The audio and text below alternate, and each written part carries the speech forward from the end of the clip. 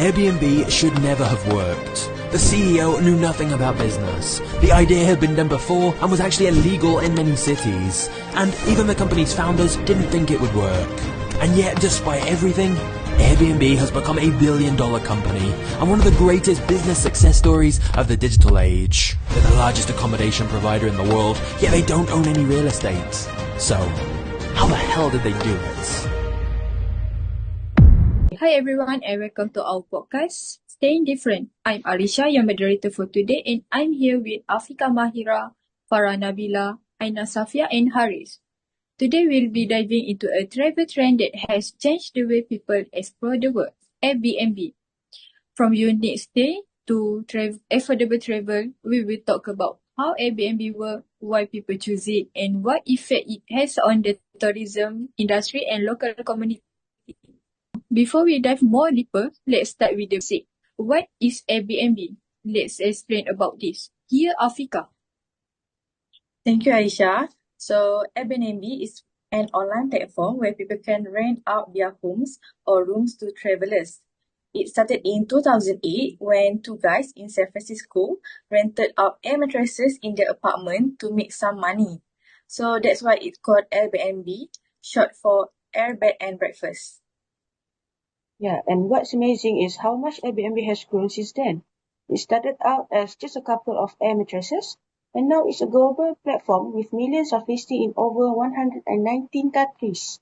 You can find almost anything, like cozy apartments, luxurious villas, and even quirky places like tree houses or houseboats. I think that's what makes it special. It's not just a place to sleep, it's about the whole experience. You feel like you are part of the place you're visiting. Thank you to AFIQAH and FARAH. Now we already know what is Airbnb. Let's talk about why people choose Airbnb. What makes Airbnb standing for the traveler? Aina, maybe you can share some insight on that.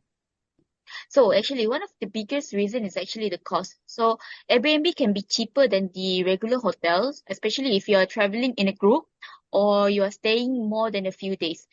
And then usually you can get more spaces like kitchen and living area, which I can say is more affordable lah, rather than just staying at a regular hotel that you cannot get this kind of living.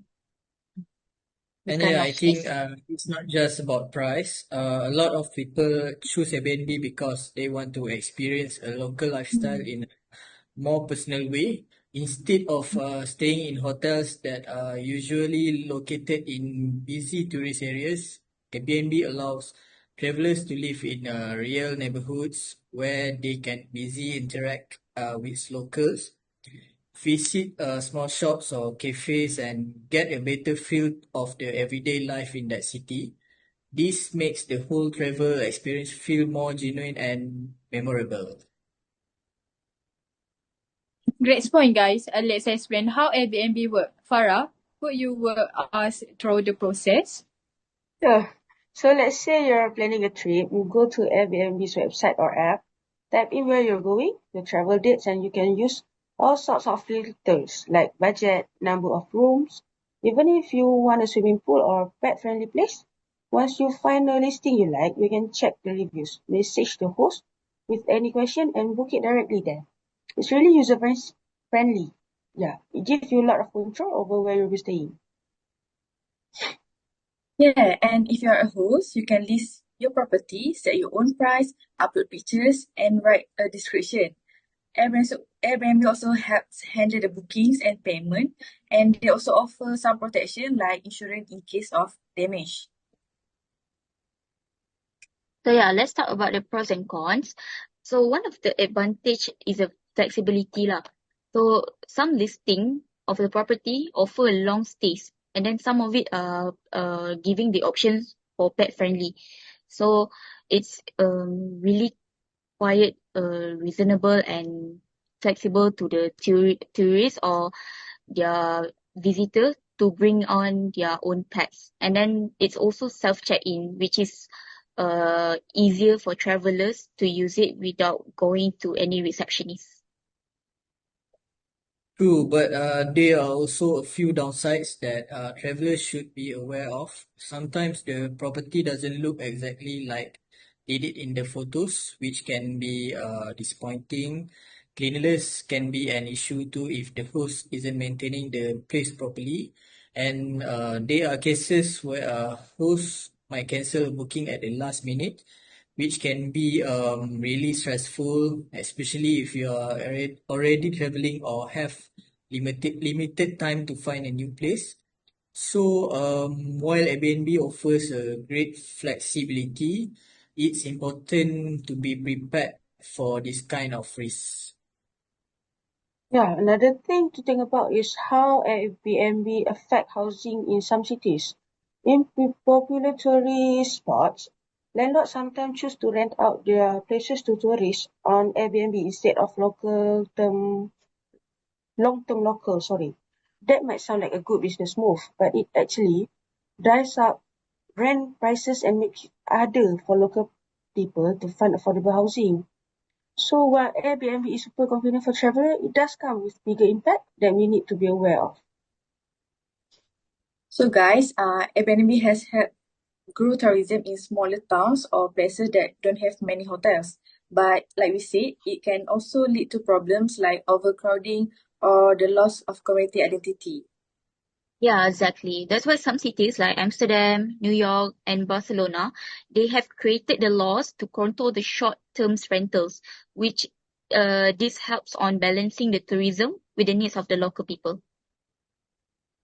Yeah, but we also have to remember that Airbnb can be helpful source of income for many people, especially during tough times like the COVID-19 pandemic, when tourism slow down and traditional jobs become uncertain. Some homeowners turn to Airbnb as a way to earn extra money just to get by. For them, hosting travelers wasn't just a side hustle. It became an important way to support their families and cover daily expenses. So, while there are concerns, there is also a human side to the story that we should not ignore. Okay, thank you for everyone. So we already seen that Airbnb has really changed how people travel the world. It gives more option and more experience, but at the same time, it's also come with more responsibility for the traveler, host, and the government. Okay, let's end with a quick opinion from everyone. Would you personally recommend using Airbnb? Yes, Aisha, I will personally recommend using Airbnb, especially for long stays or group trips. I think Airbnb is a great choice, especially if you're looking for something more personal or homey. But I always tell people don't skip the reviews. That way you avoid surprises and have a better experience. Yeah, I would. And then I think travelers should be responsible and respectful to the local community also. Same here. I think Airbnb is a great option if you use it wisely and take the time to plan ahead. Make sure to read reviews, check the location, and communicate clearly with the host before booking. And most importantly, always respect the house rules and be mindful of the local community. If we all play our part as responsible travelers, Airbnb can continue to be a valuable part of the travel experience. Great start for today, everyone. That's right. Dah tak. Great start. This was for today episode of our podcast, 10 Different Exploring Airbnb. Thanks for tuning in, and until next time, stay curious and travel smart.